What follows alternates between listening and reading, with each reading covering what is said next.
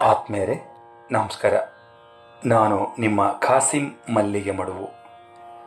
ವಾರಕ್ಕೊಂದು ಕಗ್ಗ ಈ 152ನೇ ವಾರದ ಸರಣಿಗೆ ಆತ್ಮೀಯ ಸ್ವಾಗತ. ಮೊನ್ನೆ ಗುಂಡಪ್ಪನವರು ಏನು ಹೇಳ್ತಾ ಇದ್ದಾರೆ ಬನ್ನಿ ಕೇಳೋಣ. ನಾವುಣ್ಣುವ ಅನ್ನಗಳು, ನಾವು ಕುಡಿಯುವ ಉದಕಗಳು, ನಾವು ಉಣ್ಣುವ ಅನ್ನಗಳು, ನಾವು ಕುಡಿಯುವ ಉದಕಗಳು, ನಾವು ಉಸಿರುವೆಲರುಗಳು, ನಾವುಡುವ ವಸ್ತ್ರ, ನಾವು ಉಸಿರುವ ಎಲರುಗಳು, ನಾವು ಉಡುವ ವಸ್ತ್ರ, ಭೂವ್ಯೋಮಗಳ ಯಂತ್ರ ಸಂಘದುತ್ಪನ್ನಗಳು, ಭೂವ್ಯೋಮಗಳ ಯಂತ್ರ ಸಂಘದ ಉತ್ಪನ್ನಗಳು.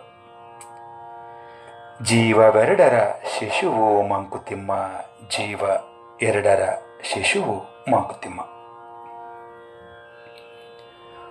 ಉದಕ ಅಂದರೆ ನೀರು, ಎಲರು ಅಂದರೆ ಗಾಳಿ, ವಸ್ತ್ರ ಅಂದರೆ ಬಟ್ಟೆ, ಭೂ ಅಂದರೆ ಭೂಮಿ, ವ್ಯೋಮ ಅಂದರೆ ಆಕಾಶ. ನಾವು ತಿನ್ನುವಂಥ ಅನ್ನ, ನಾವು ಕುಡಿಯೋ ನೀರು, ನಾವು ಉಸಿರಾಡೋ ಗಾಳಿ, ನಾವು ಉಡ್ತಾ ಇರೋ ಬಟ್ಟೆ, ಇವುಗಳೆಲ್ಲವೂ ಕೂಡ ಭೂಮಿ ಮತ್ತು ಆಕಾಶಕ್ಕೆ ಸಂಬಂಧಪಟ್ಟ ಕಾರ್ಖಾನೆಯಲ್ಲಿ ಉತ್ಪಾದಿಸಲ್ಪಡುವ ಉತ್ಪನ್ನಗಳು. ಜೀವ ಅನ್ನೋದು ಈ ಎರಡರ ಶಿಶು ಅಷ್ಟೆ. ಅಂದರೆ ನಮ್ಮಲ್ಲಿರೋ ಚೇತನವೂ ಕೂಡ ಈ ಭೂಮಿ ಆಕಾಶದ ಶಿಶು ಎನ್ನುವಂಥ ಮಾತನ್ನ ಮಾನ್ಯ ಗುಂಡಪ್ಪನವರು ಇಲ್ಲಿ ಪ್ರಸ್ತಾಪ ಮಾಡಿದ್ದಾರೆ ಸ್ನೇಹಿತರೆ. ತೈತ್ತರೀಯ ಉಪನಿಷತ್ತು ಈ ವಿಷಯವನ್ನ ಆಕಾಶಾದ್ವಾಯು ವಾಯೋರಗ್ನಿ ಅಗ್ನೇರಾಪ ಅದ್ಭ್ಯ ಪೃಥಿವ್ಯಾ ಓಷಧಯ ಓಷಧೀಭ್ಯೋನ್ನಂ ಅನ್ನಾತ್ ಪುರುಷ ಅಂತೇಳಿ ಈ ಕಗ್ಗದಲ್ಲಿ ಈ ಉಪನಿಷತ್ತಿನ ವಿಷಯವನ್ನ ಬಹಳ ಅದ್ಭುತವಾಗಿ ಮಾನ್ಯ ಗುಂಡಪ್ಪನವರು ಇಲ್ಲಿ ಪ್ರತಿಪಾದಿಸಿದ್ದಾರೆ ಸ್ನೇಹಿತರೆ. ಮನುಷ್ಯ ತನ್ನ ಬುದ್ಧಿಶಕ್ತಿಯಿಂದ ಸುಗಮ ಜೀವನಕ್ಕೆ ಅನಿವಾರ್ಯ ಅನ್ನಿಸುವಂತಹ ಅದೆಷ್ಟೋ ಹೊಸ ಹೊಸ ಉತ್ಪನ್ನಗಳನ್ನು ರೂಪಿಸಿ ವಿಜ್ಞಾನ ತಂತ್ರಜ್ಞಾನದಲ್ಲಿ ಅತ್ಯದ್ಭುತ ಸಾಧನೆಗಳನ್ನೂ ಮಾಡಿ ಸಹಿ ಅನ್ಸ್ಕೊಂಡಿದ್ದಾನೆ, ನಿಜ. ಆದರೂ ತನ್ನ ಜೀವನಕ್ಕೆ ಅಗತ್ಯವಾದ ಅನಿವಾರ್ಯವೂ ಕೂಡ ಆಗಿರುವ ನೀರು, ಗಾಳಿ, ಆಹಾರವನ್ನು ಪ್ರಕೃತಿಯ ಸಹಾಯ ಇಲ್ಲದೆ ಸ್ವತಂತ್ರವಾಗಿ ಸೃಷ್ಟಿ ಮಾಡೋದಕ್ಕಂತೂ ಸಾಧ್ಯವೇ ಇಲ್ಲ ಅಲ್ವೇ? ಮನುಷ್ಯನ ಎಲ್ಲ ಸಾಧನೆಗಳಿಗೂ ಪ್ರಕೃತಿಯೇ ಮೂಲ ಮಾತ್ರ ಅಲ್ಲ, ಆಧಾರ ಕೂಡ. ಮನುಷ್ಯ ಅದೇನೇ ಸಾಧನೆ ಮಾಡಿದ್ರೂ, ಆವಿಷ್ಕಾರಗಳನ್ನು ಮಾಡಬೇಕಾದ್ರೂ ಪ್ರಕೃತಿಯನ್ನು, ಪರಿಸರವನ್ನು, ಇಲ್ಲಿ ಸಿಗುವ ಸಂಪನ್ಮೂಲಗಳನ್ನು ಬಿಟ್ಟು ಮಾಡೋದಕ್ಕೆ ಸಾಧ್ಯನೇ ಇಲ್ಲ ಅಲ್ವ ಸ್ನೇಹಿತರೆ?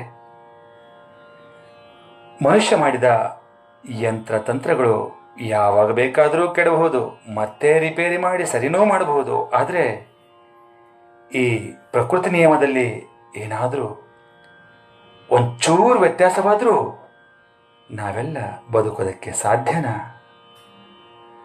ಸಾಧ್ಯವೇ ಇಲ್ಲ ಅನ್ನೋದು ಗೊತ್ತಿದ್ರೂ ಯಾವ್ಯಾವುದೋ ನೆಪದಲ್ಲಿ ಇವತ್ತು ಪರಿಸರವನ್ನು, ಸಂಪನ್ಮೂಲಗಳನ್ನು ನಾಶ ಮಾಡ್ತಾ ಇದ್ದೇವೆ. ಈ ಮೂಲಕ ನಮ್ಮ ಅಳಿವಿಗೆ ನಾವೇ ಕಾರಣರಾಗ್ತಾ ಇದ್ದೇವೆ.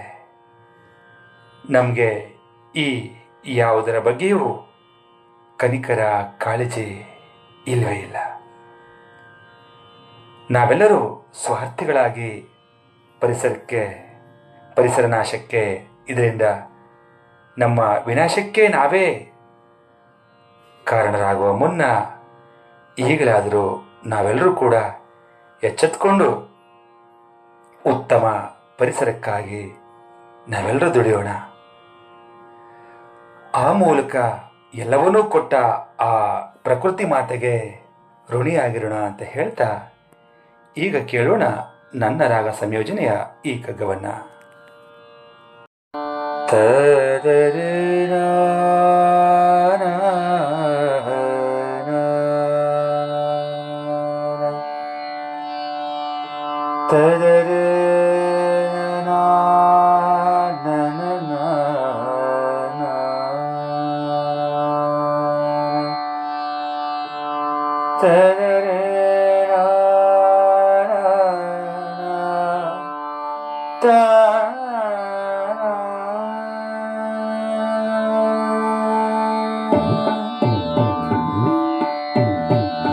ನಾವುಣ್ಣುವನ್ನಗಳು, ನಾವು ಕುಡಿಯುವ ಉದಕಗಳು, ನಾವು ಸಿರುವೆಲರುಗಳು, ನಾವುಡುವ ವಸ್ತ್ರ.